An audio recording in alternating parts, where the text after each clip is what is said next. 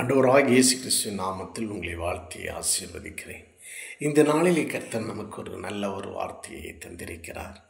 சங்கீத புஸ்தகம் 120 அதிகாரம் 1 என் நெருக்கத்திலிருந்து கர்த்தரை நோக்கி கூப்பிட்டேன், அவர் எனக்கு செவி கொடுத்தார். இன்றைக்கு நம்ம ஒவ்வொருடைய வாழ்க்கையிலையும் நமக்கு செவி சாய்த்து நம்முடைய வேண்டுதல்களை கேட்கிறவர் யார் என்று சொன்னால் இயேசு ஒருவரே. இன்றைக்கு அநேகர் சொல்லுவாங்க, நான் ஜெபிக்கிறேன், நான் பாஸ்டிங் பண்ணுகிறேன், ஆனால் என் ஜெபத்தை கர்த்தர் கேட்கவில்லை, என் மன்றாட்டை கர்த்தர் கேட்கவில்லை, என் கூப்பிடுதலை கர்த்தர் கேட்கவில்லை, எனக்கு அவர் இறங்கி வரவில்லை என்று சொல்லி அநேகர் குமுறலை பார்க்கிறோம். பிரியமானவர்களே, இன்றைக்கு கர்த்தருடைய ஆவியானவர் சொல்லுகிறார், மகளே, நான் உன் கூக்குரலை கேட்கிறேன், உன் விண்ணப்பத்தை கேட்டேன், உன் கண்ணீரை கண்டேன் என்று கர்த்தருடைய ஆவியானவர் சொல்லுகிறார். ஏன் என்று சொன்னால் நமக்காக இறங்கி வருகிறவர் யார் என்று சொன்னால் இயேசு ஒருவரே. அதனால்தான் சங்கீதக்காரன் சொல்லுகிறான், கர்த்தரை நான் நோக்கி கூப்பிட்டேன், அவர் எனக்கு செவி கொடுத்தார் என்று சொல்லி. பாருங்க, மனிதர்களை சில நேரத்தில் நம்ம அநேக காரியத்தை, நம்முடைய பாரங்கள், நம்முடைய கஷ்டங்கள், நம்முடைய வேதனைகளை நீங்கள் சொல்லலாம். நண்பரிடத்தில் சொல்லலாம், சொந்த பந்தரிடத்தில் சொல்லலாம், அண்ணன் தம்பி இடத்துல சொல்லலாம், சகோதரிகளிடத்தில் சொல்லலாம். ஆனால் யாரும் என்ன செய்ய மாட்டாங்க, செவி சாய்க்க மாட்டாங்க.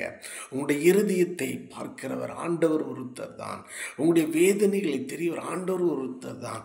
அதனால் இன்றைக்கு நான் உங்களிடத்தில் சொல்லுகிறேன், உங்களுடைய விண்ணப்பங்கள், உங்களுடைய கண்ணீரை பார்க்கிறவர் யார் என்று சொன்னால் இயேசு ஒருவரே. அவரிடத்தில் நீங்கள் கேட்குற ஒவ்வொரு காரியத்திற்கும் பதில் உண்டு. அருமையான தெய்வ பிள்ளை, கவலைப்படாதங்க, துக்கப்படாதுங்க, சஞ்சலப்படாதுங்க. அவர் கைவிடவே மாட்டார். அவர் செவி சாய்த்து நீங்கள் கேட்குற எல்லா காரியத்திற்கும் அவர் பதில் கொடுப்பார். அந்த நிச்சயம் பதில் கொடுப்பார். அந்த பதிலுக்கு நீங்கள் ஆச்சரியப்படுவீங்க. இது எப்படி நடந்தது என்று சொல்லி உங்களுடைய இருதயத்தில் நீங்கள் கேள்வி கேட்பீங்க. நிச்சயம் அந்த பதிலுக்கு பதில் வரும்பொழுது நீங்கள் ஆச்சரியப்பட்டு அவங்களுடைய வாழ்க்கையில் சாட்சிகளை நீங்கள் பகிர்ந்து கொள்வீங்க.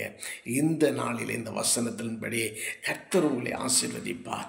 அவர் உங்களை உயர்த்துவார், கைவிடவே மாட்டார். உங்களுடைய விண்ணப்பங்களை ஆண்டவர் கேட்டு பதில் கொடுக்கிறவராக இருக்கிறார்.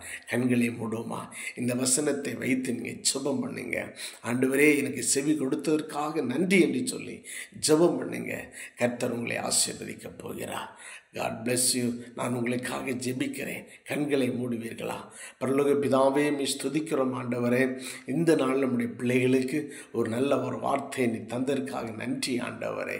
நீர் செவி சாய்த்து எங்களுடைய விண்ணப்பங்களை, எங்களுடைய வேண்டுதல், எங்களுடைய கண்ணீர்களை நீர் எங்களுக்கு ஆண்டவரே அறிந்து உடனே ஒரு முடிவை தந்ததற்காக நன்றி அப்பா. நன்றி ஆண்டவரே, நன்றி ஆண்டவரே. பதில் தந்ததற்காக நன்றி, செவி சாய்த்ததற்காக நன்றி ஆண்டவரை துதிக்கிறோம். இந்த நாளில் ஒவ்வொரு பிள்ளைகளையும் நான் ஆசீர்வதிக்கிறேன். வானத்தையும் பூமியையும் படைத்த கர்த்தரிடத்தில் இருந்து ஒரு நிறைவான ஒரு ஆசீர்வாதங்கள் ஒவ்வொரு மேல் தங்கியிருப்பதாக. ஆமேன். God bless you. கர்த்தர் உங்களை ஆசீர்வதிப்பார். ஆமேன்.